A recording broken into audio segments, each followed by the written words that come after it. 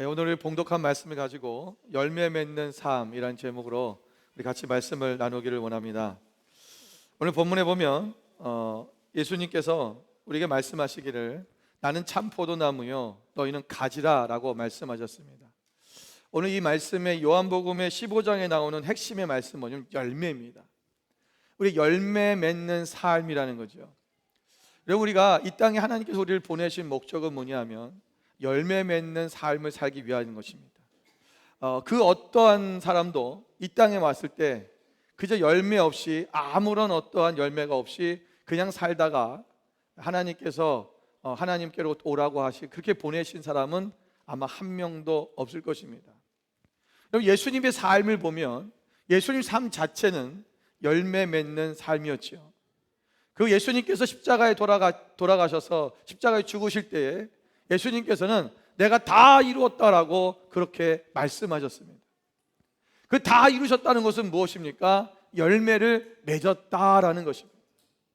그분이 맺은 것은 어떤 이 세상에서 자기가 추구했던, 어떤 요구했던, 자기가 바랐던 것이 이루어진 것이 아니라 그것을 이루었기 때문에 내가 좀 더 좋은 집을 사놨고, 내가 좀 더 많은 어떤 명예를 얻어놓고, 내가 좋은 학위를 얻어놨기 때문에 그것을 다 이룬 것이 아니라 예수님께서 다 이뤘다고 말씀하신 것은 그러니까 생명 되셔서 그 자신의 생명을 온전히 죽으심으로 말미암아 우리의 생명을 구원하신 그 사건 때문에 그분은 다 이루셨다라고 말씀하신 것입니다.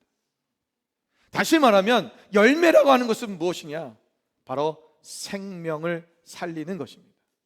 생명이 일어나는 것, 생명을 살리는 것, 생명을 주는 것, 그것이 바로 열매입니다.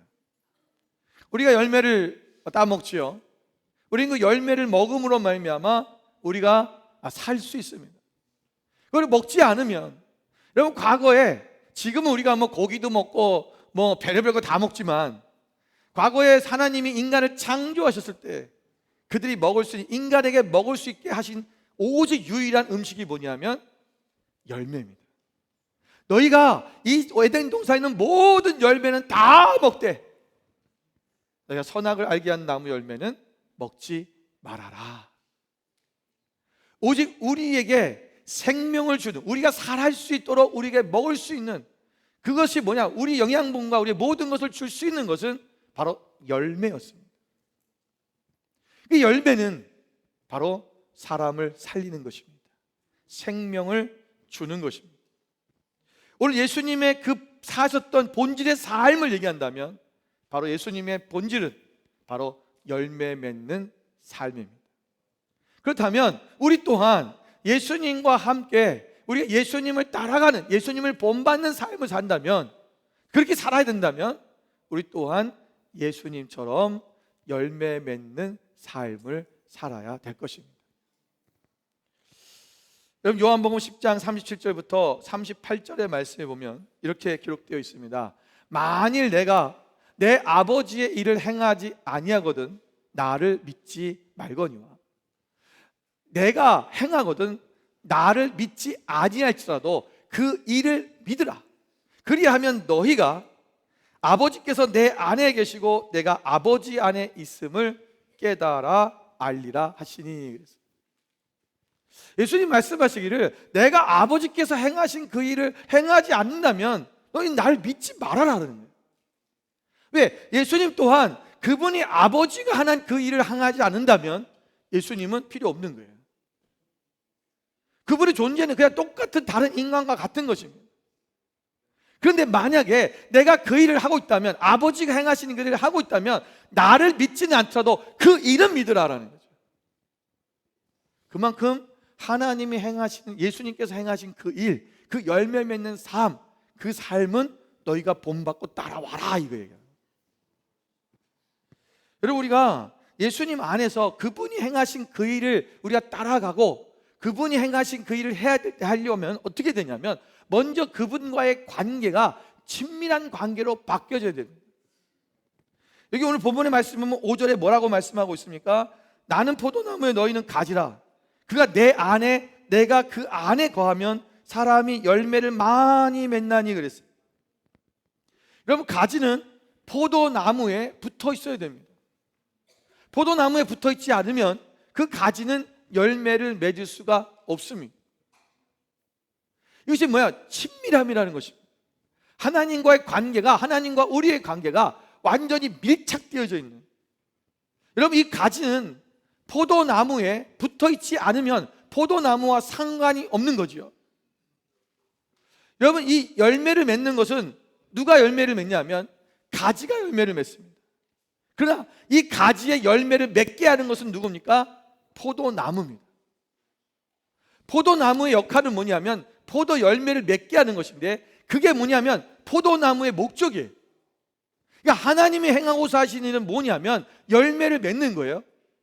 그런데 그 열매를 누가 맺게 하느냐? 그 열매를 맺게 하는 것은 누구냐? 바로 우리라는 거예요.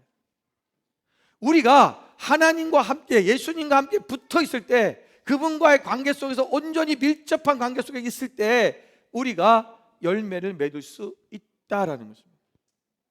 이걸 다시 말하면 이런 말입니다. 하나님이 행하시는 그 일을 우리가 알아야 되는데, 그 일을 알고 그 일을 행하는 사람이 누구냐? 바로 우리라는 거죠. 하나님이 직접, 포도나무가 직접 열매를 맺지 않아요. 여러분 보십시오. 어떤 과일나무에 나무 자체에 열매가 두둑두둑 붙어 있는 거 맞습니까? 그런 거 없어요. 모든 열매는 가지에 붙어 있습니다. 그러니까 하나님이 스스로 열매 맺는 일을 하실 수 있는데, 하나님 스스로 자신 자체가 열매 맺는 일을 하지 않아요. 누구를 통해서 하냐면 하나님의 자녀들을 통해서 하는 거예요. 바로 저와 여러분을 통해서 하는 것입니다. 그래서 우리가 반드시 열매를 맺는 삶을 살아야 되는데, 그 열매를 맺으려면 어떻게 되냐? 우리가 그 예수님과 함께 꽉 붙어 있어야 된다는 것입니다. 이 친밀함이라는 것은 뭐냐면, 그저 우리가 하나님을 좀 더 알고 하나님과 좀 더 대화를 많이 하고 뭐 그 정도에서 꺾어지는 친밀함이 아니에요. 이 친밀함은 그분의 마음을 아는 친밀함입니다. 우리가 예수님을, 우리가 어떤 친밀한 사람, 정말 내가 어떤 부부관계나 또는 부모와 자식관계나 이런 관계에 있을 때, 또는 친구 간에, 여러분 우리가 친구라고 말하는 것이 어떨 때입니까? 정말 좋은 친구는 내 마음을 알아주기 때문에 친구라고 그러는 거예요. 내 마음을 알아주지 못하면 친구라고 하지 않습니다. 우리 10대 때 친구가 너무 좋은 이유, 부모보다도 좋은 이유가 뭡니까? 내 마음을 알아주거든요. 나랑 같은 마음이거든요. 우리가 하나님의 마음을 알지 못한다면 우리는 친밀한 가운데 들어간 것이 아닙니다. 그분의 마음을 알아주는, 그분의 마음을 알면 그분이 원하시는 일을 하는 거죠. 그래서 그분이, 포도나무가 원하시는 일이 뭐야? 열매 맺는 건데, 우리가 그분이 원하시는 그 일을 알기 때문에 내가 열매 맺는 삶을 사는 거예요. 이 정도로 친밀함을 얘기하는 것입니다.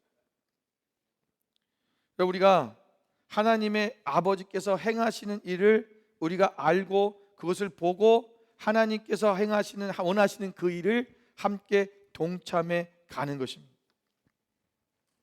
요한복음 5장 17절 말씀에 보면 예수께서 그들에게 이르시되 내 아버지께서 이제까지 일하시니 나도 일한다 하시며, 예수님께서 말씀해요. 내가 아버지께서 일하시기 때문에 나도 일한다라는 거예요. 여러분, 우리는 교회에서 사역을 많이 합니다. 많은 사람들이 사역을 하는데 그 사역하는 것을 많이 힘들어하는 사람이 있어요. 사역을 하다 보면 힘들고 어렵고 사람들과 관계 속 부딪히고, 나 이거 하기 싫어요. 아니요. 여러분, 예수님께서 말하시는 게 뭡니까? 내가 아버지께서 일하시기 때문에 나도 계속 일한다라는 거예요. 왜? 아버지께서 원하시는 그 일을 알기 때문에 그 아버지께서 원하시는 그 일을 내가 하고 해야만 된다는 거죠. 그런데 그 요한복음 4장 34절에 가면 뭐라고 말씀하시냐면, 예수께서 이르시되 나의 양식은 나를 보내신 이의 뜻을 행하며 그의 일을 온전히 이루는 이것이니라. 여러분, 우리 양식이 뭡니까? 여러분, 양식이라고 하는 것은 우리가 그것을 먹음으로 말미암아 힘을 얻는 거예요. 그것을 먹음으로 말미암아 내가 주님 앞에 나갈 때 그것이 내가 에너지가 되고 힘을 얻고 내가 어떤 원동력이 되는 거예요. 그러니까 예수님이, 주님은 뭘 드셨나? 주님 배부르다 그러니까 나는 이미 배부르다 그러니까 제자들이 그러니까 예수님 뭐 드셨나? 예수님께서 하신 말씀이 뭐냐면 나의 양식은 나를 보내신 이의 일을 뜻을 이루고 뜻을 행하며 그 일을 온전히 이루는 것이다. 주님의 일을 할 때 내 힘이 난다는 거예요. 주님의 일을 주님이 원하는, 내 일이 아니에요. 내가 하고 싶은 일이 아니라 하나님이 원하시는 일이 무엇인지를 알고 그분의 뜻대로 그분 안에서 그분이 원하시는 일을 함께 해나갈 때 내 안에 힘이 용솟음치는 거예요. 그게 나의 원동력이, 삶의 원동력이 된다는 거예요. 예수님께서 하신 말씀입니다.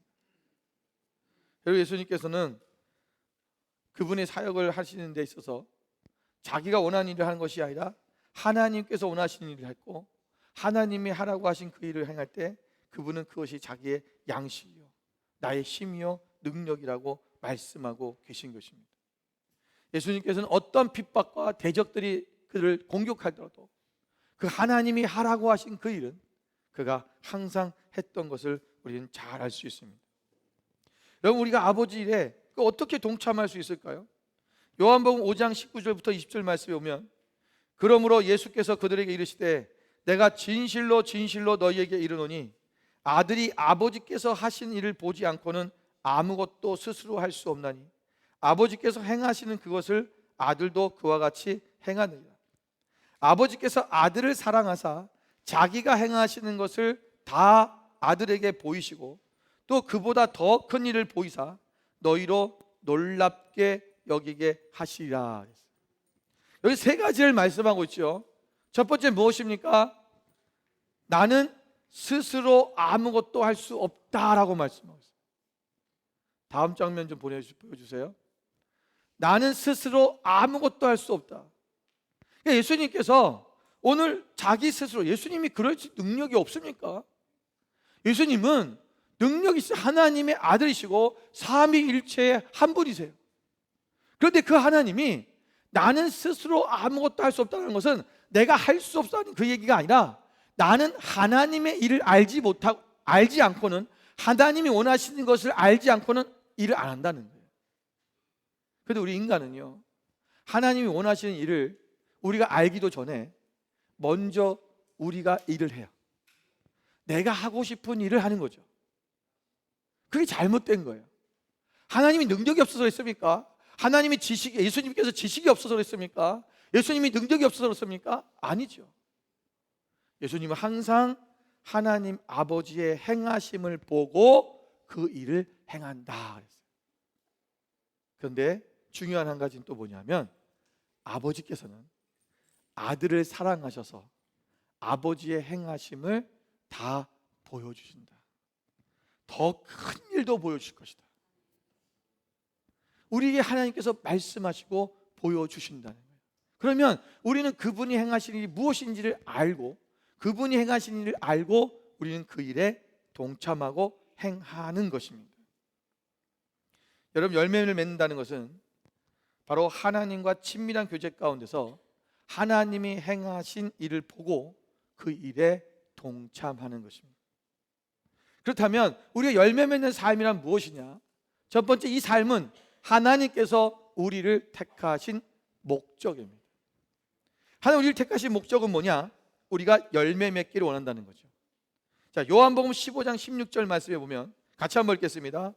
너희가 나를 택한 것이 아니요 내가 너희를 택하여 세웠나니 이는 너희로 가서 열매를 맺게 하고 또 너희 열매가 항상 있게 하며 내 이름으로 아버지께 무엇을 구하든지 다 받게 하려 함이라. 아멘. 여러분, 하나님께서 우리를 택하신 목적이 뭐냐? 우리로 뭐 하기 위해서? 열매 맺게 하기 위해서다는 거예요. 열매 맺는 것이 하나님께서 우리를 창조하신 목적입니다. 우리 이 땅에 보내신 목적입니다.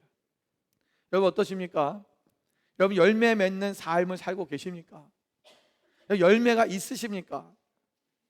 우리가 이 땅에 태어나서 하나님 우리를 보내신 목적은 열매를 맺는 것이라는데 우리가 그 열매를 정말 맺고 있느냐라는 거예요.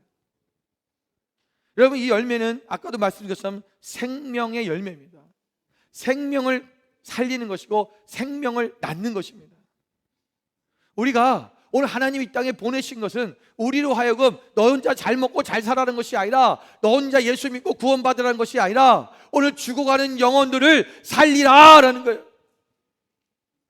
오늘 저 세상 속에서 그것이 전부인 것인 줄 알고, 세상에서 죽어가고 있는, 죄가 가운데 죽어가고 있는 그 영혼들을 너희가 살리라. 오늘 그것이 우리 하나님께서 우리를 이 땅에 보내신 목적이라는 것입니다. 여러분, 내가 이 땅에 와서 내가 한 명도 그 영혼을, 복음을 전해서 구원받게 하지 못했다면, 우리가 주님 앞에 나갔을 때, 우리가 하나님 나라에 갔을 때, 우리가 그 하나님의 보호자 앞에 섰을 때,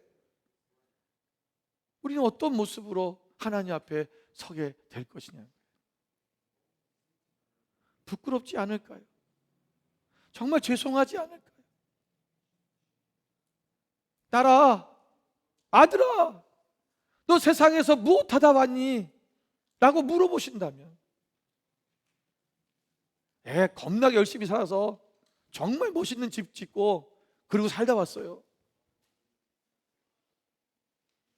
정말 주님 원하시는 일 하기 위해서 나는 정말 열심히 일했어요.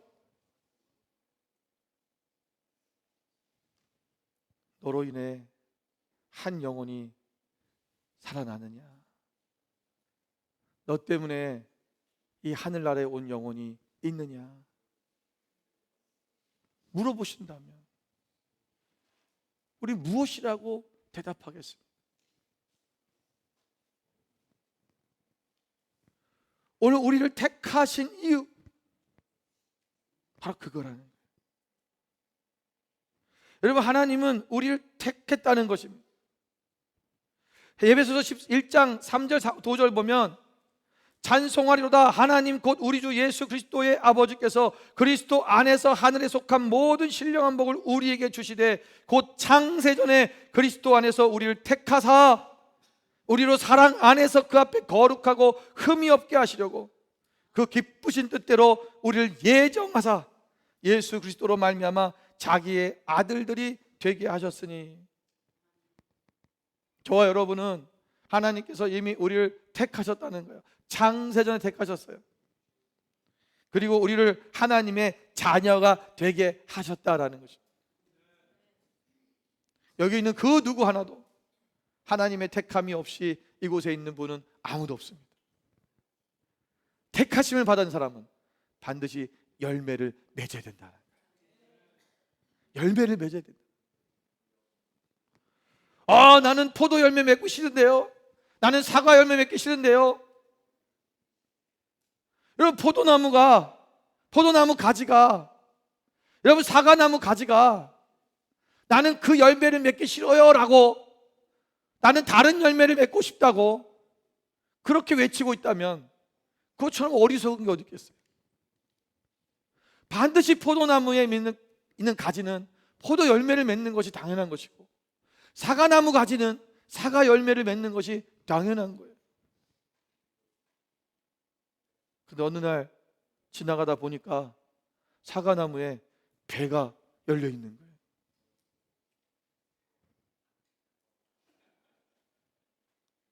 뭡니까?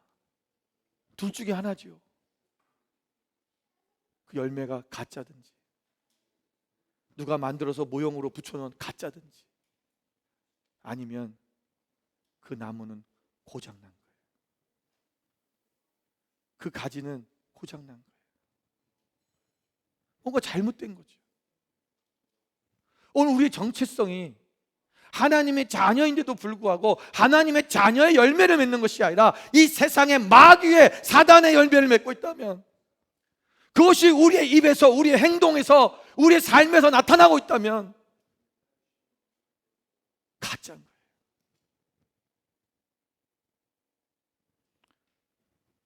예수 안에 붙어있는 오늘 우리의 가지들이, 오늘 창세전부터 택하심을 받은 우리가 오늘 하나님의 그 생명의 열매를 맺으라고 보내신 우리가 그 생명의 열매를 맺는 것이 아니라 사람을 죽이고 있다면, 영혼을 죽이고 있다면, 나를 통하여 저들이 예수를 거부하고 하나님의 영광을 가리고 있다면, 오늘 우리는 가짜인 거예요. 아니면 우리는 예수 믿는 쇼를 하고 있는 거죠. 오늘 쇼를 하시겠습니까?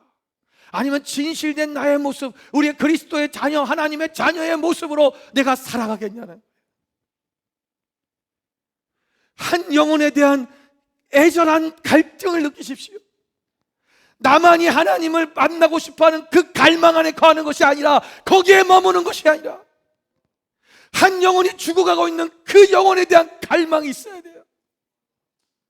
영혼을 살리고자 하는 갈망이 일어나야 돼요. 오늘 우리 교회 안에 부족한 것이 그거예요.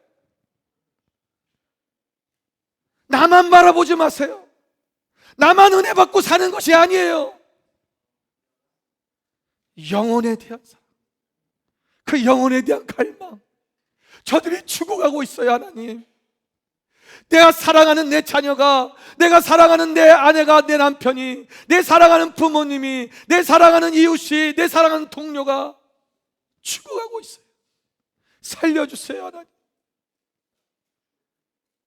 여러분, 그렇게 기도할 수 있는 저와 여러분이 되어야 될 줄로 믿습니다. 두 번째 열매 맺는 삶은 하나님께서 영광을 받으시는, 다시 말하면 하나님께 영광을 돌리는 삶이라는 거예요. 요한복음 15장 8절의 말씀에 보면, 너희가 열매를 많이 맺으면 내 아버지께서 영광을 받으실 것이요. 우리는 다 하나님께 영광을 돌리는 삶을 살고 싶어요. 내가 하나님 어떤 삶을 살기 원하십니까? 하나님은 영광을 돌리는 삶이요. 나는 하나님 영광을 돌리고 싶어요. 우리 그렇게 얘기합니다. 그게 뭐냐? 열매를 많이 맺는 거라는. 여러분, 이 열매를 오해하시면 안 돼요. 이 열매가 자꾸 우리 열매 그러면 그저 내가 따먹고 내가 밥 배부른 그 열매만 생각하는 거예요. 아니에요. 이 열매는 생명이에요. 이 열매는 생명을 낳는 거예요. 또 이 열매는 다른 사람들이 열매를 보면서, 와, 하나님은 저런 분이시구나, 하나님은 저렇게 사랑이 많으신 분이구나, 하나님은 놀라우신 분이구나, 창조주시구나, 하나님은 전능자시구나, 그 하나님을 보게 하는 거예요. 그래서 하나님께서 영광을 받으시는 거예요. 여러분, 주기도문에도 보면 예수님께서 제자들에게 기도문을 가르쳐 주셨는데, 기도를 가르쳐 주실 때 그 기도의 첫 번째부터 나오는 세 번째까지가 뭐냐면 다 하나님의 영광을 위한 거예요. 여러분, 마태복음 6장 9절부터 10절 말씀을 볼까요? 함께 읽겠습니다. 그러므로 너희는 이렇게 기도하라. 하늘에 계신 우리 아버지여, 이름이 거룩히 여김을 받으시오며 나라의 임하옵시며 뜻이 하늘에서 이루어진 것 같이 땅에서도 이루어지이다. 첫 번째 뭐라고 했습니까? 하나님께서 오늘 하나님의 이름이 거룩히 여김, 이거 뭐야? 하나님이 영광 받으시, 하나님의 이름이 영광을 받으시도록 해라. 이거 하나님 영광을 받으시는 게 먼저. 그 다음 두 번째가 하나님의 나라가 이 땅에 임하도록 하는 거예요. 세 번째가 뭐냐? 하나님의 뜻이 이 땅에서 이루어지도록 하는 거예요. 열매 맺는 삶은 뭐냐면, 우리가 하나님 앞에 영광을 돌리는 것은 하나님의 나라와 그 의를 구하는 거예요. 그리고 우리의 삶 속에 정말 하나님이 영광을 받으시도록, 나의 삶을 통해서 그분이 온전히 하나님이 나타나시도록, 나는 하나님의 보이지 않는 하나님의 영광이라고 말씀을 드렸어요. 우리는 하나님은 보이지 않지만, 그러나 그 보이지 않는 하나님의 보게 하는 것이 누구냐? 바로 나라는 거예요. 우리의 삶을 통해서 하나님이 보여지는 거예요. 우리의 삶을 통해서 하나님이 어떤 분이신가 드러나지는 거예요. 우리의 말과 행동을 통해서 하나님은 이런 분이야 라고 정해져 버려요. 많은 분들이 교회를 다니다가 떠나거나 또 아예 처음부터 교회를 안 다니신 분들이 있어요. 제가 전도하고 있는 지금 한 영혼이 있어요. 이번에 초청하려고 그러고 있는데 저한테 그래요. 목사님한테서는 정말 좋은 얘기 많이 듣고 제가 많이 도움을 받았어요. 그러나 과거에 나를 힘들게 했던 그 크리스찬, 그 사람 때문에 나는 교회는 안 갈 거예요, 그러는 거예요. 저는 지금 그 영혼이 마음이 열리고 그 오해가 풀리도록 위해서 계속 기도해요. 그 어떤 한 사람 때문에 이 사람은 교회가 싫은 거예요. 목사님을 보면은 난 교회는 가고 싶은데 그 사람만 생각하면 교회는 안 가고 싶다는 거예요. 내가 교회 오라고 분명히 얘기할 것 같으니까 먼저 딱 진을 치더라고요. 방어벽을 치워버리는 거예요. 이런 사람이 정말 많아요. 누구 때문에, 아무개 때문에, 어떤 사람 때문에, 내가 어떤 크리스찬 때문에 사기당했어요. 어떤 크리스찬 때문에 내가 망했어요. 이런 사람이 너무 많은 거예요. 여러분, 하나님의 영광을 가리는 것뿐만 아니라 그들의 생명이 열매 맺지 못하도록, 그들이 하나님 앞에 돌아오지 못하도록 방해하고 있는 그런 사람들의 모습이 있다라는 것입니다. 오늘 우리가 하나님 앞에서 정말 진정한 주님의 제자로서, 사람으로서 하나님의 자녀답게 그분께 영광을 돌리는 삶을 살아가시기를 주님으로 축원을 드립니다. 세 번째는 열매 맺는 삶은 제자로서의 삶입니다. 여러분, 요한복음 15장 8절, 오늘 이 15장 계속 보는 거예요. 여기 보면 너희가 열매를 많이 맺으면 내 아버지께서 영광을 받으실 것이요. 그리고 두 번째 얘기하겠어요. 너희는 내 제자가 되라. 열매를 많이 맺으면 하나님 영광을 받으시고, 두 번째 이러면 너희는 내 제자가 된다. 제자라는 거죠. 여러분, 바이올리스트가 있어요. 세계적으로 유명한 바이올리스트가 있는데 어떤 사람이 와서 내가 그 사람의 제자가 됐어요 자랑하는 거예요. 나는 그 사람의 제자예요. 근데 이 사람이 그래, 바이올린 한번 연주 한번 해보세요 그랬더니 삐끼 끼끼 이러고 있어요. 그럼 뭡니까? 둘 중에 하나예요. 그 사람은 사기꾼이든지 아니면 제자로서 성실하게 행하지 않았다는 거예요. 유명한 바이올리니스트의 제자라면 그 제자로서 살아야 되는 거죠. 열심히 배워야죠. 똑같이 따라가야죠. 바이올린은요, 우리 챔버팀도 있지만 참 신기한 게 있어요. 이 바이올린은 가르치는 사람에 따라서 그 선생의 모든 것대로 따라간대요, 학생이. 그래서 바이올린 똑같은 악기인데도 불구하고 저게 누구한테 배웠는지를 전문가들이 보면 안 돼요. 너 어느 스승한테 배웠지? 어느 선생님의 제자지? 왜? 스타일이 그렇게 잡힌다는 거예요. 또 이 바이올린은 신기하게도 어떤 사람이 이 악기를 가지고 늘 슬픈 노래를 켰으면 이 악기를 다른 사람이 킬 때도 슬프게 들린다는 거예요. 기쁜 음악을 막 치면 이 악기가 나중에 100년이 지나고 200년이 지나도 막 기쁘게 느껴진다는 거예요. 누가 이 악기를 다뤘냐라는 것입니다. 오늘 우리의 삶이 누가 나를 다루느냐, 내가 누구의 제자냐에 따라서 우리의 삶을 딱 이 사람을 터치했을 때, 이걸 건드렸을 때, 소리가 나올 때 어떤 소리가 나오는지 달라지는 거예요. 우리 예수님의 제자라면 우리는 예수님으로부터, 말씀으로부터 우리는 이것이 훈련되어지고 단련되어져 있어야 돼요. 누가 이걸 탁 만지면 우리 안에는 기쁨이 흘러나오고, 우리 안에는 평안이 흘러나오고, 우리 안에는 사랑이 흘러나오고 그래야 돼요.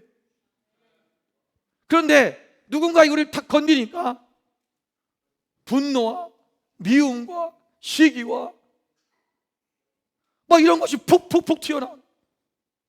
누가 다룬 거예요? 우리는 누구한테 단련되어진 거예요? 누구한테 이것이 바이올린이, 우리의 몸이, 우리의 삶이 이것이 익숙해졌느냐? 세상과 익숙해지고 사단과 마귀에게 익숙해져 있다는 거예요. 거기에 지금 다루어져 있다는 거예요. 그러니까 건들면 푹푹 치고 소리 지르고 화내고 참지 못하고, 이런 것이 우리 가운데서 자꾸만 흘러나오는 거예요. 여러분, 주님 앞에 맡기십시오. 이제는 내가 주님의 제자가 된다는 것은 그분이 원하신 대로 나를 다루시도록 맡기는 거예요. 아니요, 난 그거 하기 싫어요, 나는 이렇게 살고 싶어요 하고 주님이 말씀하시는 그 말씀대로, 하나님 말씀대로 살지 않고 내가 원하는 대로 사는 삶은 이미 세상에서 단련되고 훈련된 거예요. 그 소리는 아름답지가 않아요. 조금만 초기하면 낑낑낑낑 대면서 나 죽겠다고 그러고 슬픈 소리를 내고 늘 좌절하고 낙심하고 그런 소리가 나는 거예요. 하나님의 사람은, 예수님의 제자는 그러지 않아요. 그분의 소리가 나타나는 거예요. 조금만 건드려도 사랑 이러죠. 조금만 나타나도 딱 키면 아름다운 그 음색, 사람들의 마음을 평안하게 하는 것처럼 그렇게 나타나지는 거예요. 우리가 만약에 주님의 제자라고 하면서 주님의 그 열매가 나타나 보이지 않는다면 우리는 사기꾼인 거예요. 거짓말쟁이. 요한의 1장 9절에 뭐라고 말했습니까? 너희가 하나님과 사귐이 있다 하고 너희가 어둠 가운데 행하면 너희는 거짓말쟁이다. 하나님과 사귐이 있고 내가 그분의 제자야라고 말하면서 그렇게 살지 않는다면 거짓말.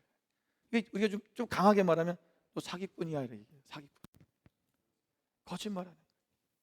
거짓말로 다른 사람들을 희롱하고 그들을 조롱하고 그들을 모욕 주는 것.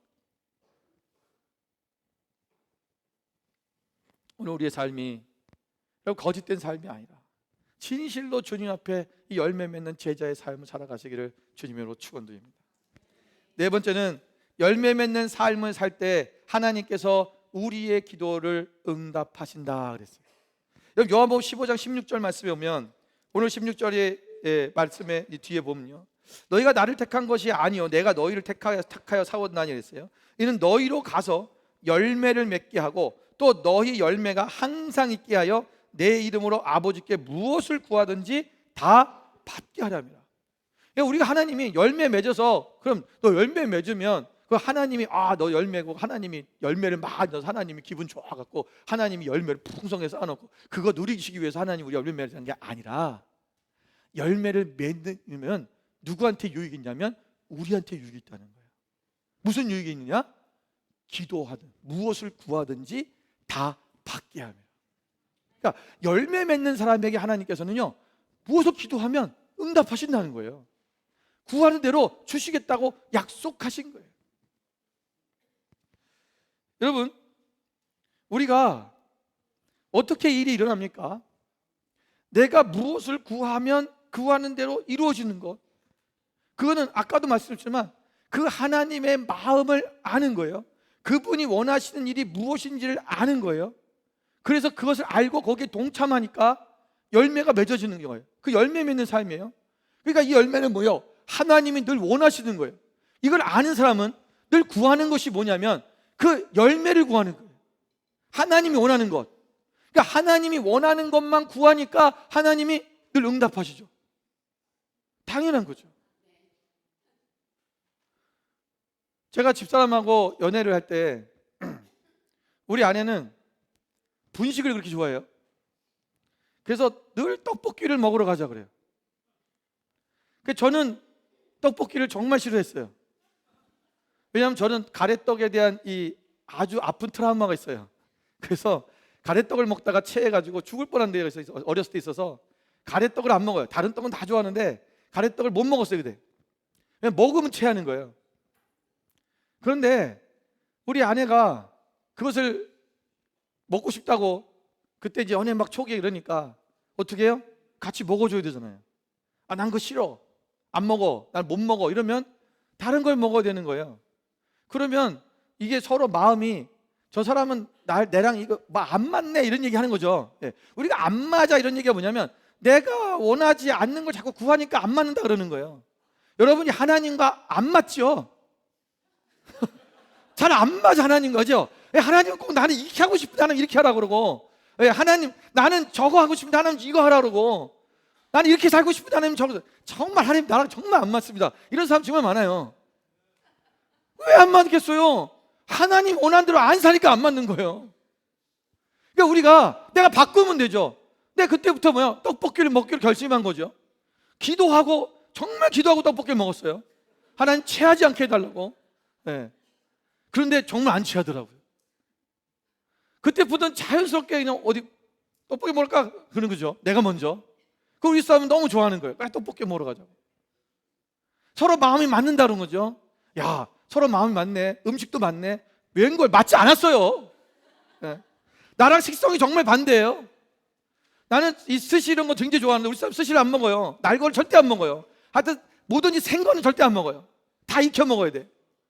정말 안 맞죠. 그런데 얘가 맞춰준 거예요. 신혼여행 가서도요, 제주도를 갔는데 거기 가서 그 옥돔이라 좀 먹었어야 되는데 이 사람 때문에 맨날 분식집 가서 쫄면 먹고 떡볶이 먹었어요. 우리 사람이 신혼여행 가서도 야, 이 사람은 정말 나를 잘 맞아 이랬을 거야 아마. 근데 결혼하고 나서 그때부터 터지기 시작하는 거예요. 이게 난 이거 안 먹는다, 저거 안 먹는다, 이거는 맛이 없다.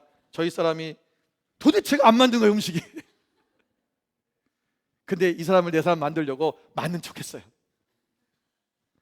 그 사람이 원하는 거를 하면 만든 거예요. 그럼 하나님이 바꾸셔야겠어요? 내가 바꿔야겠어요?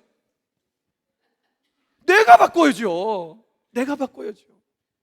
아주 하나님과 좀 맞아야 될 거 아니에요, 좀. 그분과 내가 마음이 맞아. 이래. 야, 하나님 나랑 완전히 콤비가 너무 콤비야. 굿 콤비죠. 너무 이렇게 돼야죠. 하나님 나랑 이렇게 안 맞습니까? 막 늘 그러면서 투덜투덜 다니면 인생이 얼마나 힘들겠어요. 여러분, 오늘 하나님께서 그분이 원하시는 그 일을 하고 그 일을 위해 기도하는 거예요. 그 일을 구하는 거예요. 하나님 생명 구하겠습니다. 저 생명 주님 앞에 돌아오게 해주세요. 그리고 그 기도하면 하나님이 반드시 응답하셔요. 왜? 하나님 원하시는 거니까. 그죠? 여러분, 하나님께서 지난주에도 말씀했지만 다윗은 내 마음에 맞는 사람이다. 나랑 너무 잘 맞아. 왜? 다윗은 하나님만 따라가니까 그런 거예요. 하나님 말씀하신 대로만 하거든요. 물어보고 하거든요. 하나님, 저 지금 우리 아내와 우리 자식들과 우리 재산을 다 지금 다 빼앗아간 저 사람 저 적군들을 우리가 쫓아가겠습니까? 쫓아가야겠습니까? 그것도 기도하는 거예요. 당연히 가야 되는 거 아니에요? 지 아들하고 자식이 다 뺏겼는데 지금 어떻게 될지도 모르는데 그러면 그냥 쫓아가서 잡아야 되는 거 아니에요? 근데 다윗은 하나님께 물어봐요. 이것도 하나님의 마음에 만든 건지. 하나님이 가라. 그 가는 거예요. 그러니까 승리하고 뺏어오는 거, 다시 또 찾아오는 거, 회복이 일어나는 거죠. 그분과 마음이 맞는다는 것이 뭐냐면 그분의 마음을 따라가는 거예요. 마지막 다섯 번째는 열매 맺는 삶을 살 때 우리 안에 놀라운 기쁨이 있습니다. 저 사람이 너무 기뻐하죠. 요한복음 15장 11절 보세요. 내가 이것을 너희에게 이름은 내 기쁨이 너희 안에 있어 너희 기쁨을 충만하게. 11절의 말씀은 뭐예요? 앞에 있는 너희가 열매 맺는 그 삶에 대해서 얘기하는 거예요. 그것을 너희에게 하라고 하는 것. 이것을 하라고 하는 그것은 뭐냐? 내 기쁨이 너희 안에 있어서 너희 기쁨을 충만하게 하겠어. 주님을 기쁘시게 하기 위한 게 아니에요. 주님이 분명히 기뻐하셔요. 그런데 그 주님이 기뻐하시면 우리가 기쁨이 있다는 거예요. 우리 안에 기쁨이 충만해진다는 거예요. 그죠? 여러분, 어떨 때 이렇게 우리가 사랑하는 사람에게 부모님이나 자녀나 또는 뭐 우리가 연인이나 사랑하는 사람에게 내가 무엇인가를 선물했을 때 그 받는 사람이 너무 기뻐하면 우리 안에 어때요? 우리 기쁨이 더 크죠? 여러분, 받는 사람의 기쁨이 더 커요? 주는 사람의 기쁨이 더 커요? 주는 사람의 기쁨이 더 커요. 그 얘기하는 거예요. 너희가 이것을 너희가 하라는 것은 내가 기쁘다. 먼저는 내가 기쁘긴 하지만 나를 기쁘게 한 너는 나를 기쁘게 했기 때문에 너희들이 그걸 보면서 더 기쁨이 충만해질 거라는 거예요. 와, 여러분, 이 기쁨을 누릴 수 있어야 돼요. 이 기쁨을 누릴 수 있어요. 하나님이 기뻐하시는 거, 주님이 기뻐하시는 것을 보며 우리 기쁨이 충만해져요. 우리가 우리 삶 속에서 하나님으로 인한 진정한 기쁨이 넘치시기를 원합니다. 여러분, 하나님과의 친밀한 교제, 그분이 원하시는 것이 무엇인가를 알고 그분의 마음을 알아서 그분이 원하시는 그 일을 우리 위해서 기도하고 그분이 함께 동참할 때 하나님께서 놀라운 열매를 우리에게 주실 것입니다. 그 기쁨, 이건 세상이 주는 기쁨이 아닙니다. 이 기쁨은 생명을 살리는 기쁨, 생명이 일어나는 기쁨, 그 기쁨을 얘기하는 거예요. 세상이 줄 수 없는 기쁨. 우리가 그 기쁨이 우리 안에 충만하게 될 것이다. 여러분, 한 영혼이 주께로 돌아오는 것, 한 영혼이 살아나는 것, 여러분 세상에서 그 어떤 것보다도 우리 안에 참 기쁨, 정말 충만한 기쁨으로 우리 가운데 채워지게 될 것입니다. 오늘 열매를 맺는 삶을 사시기 바랍니다. 열매를 맺읍시다. 우리 옆에 사람에게 선포할까요? 열매 맺는 삶을 삽시다. 선포합시다. 오늘 우리 안에 정말 사랑에 넘치고 하나님의 은혜가 넘침으로 말미암아 정말 생명을 살리는 그 삶이 우리 가운데 날마다 세워져서 오늘 그 기쁨을 누리는 저 여러분 되시기를 주님의 이름으로 축원을 드립니다. 기도하겠습니다.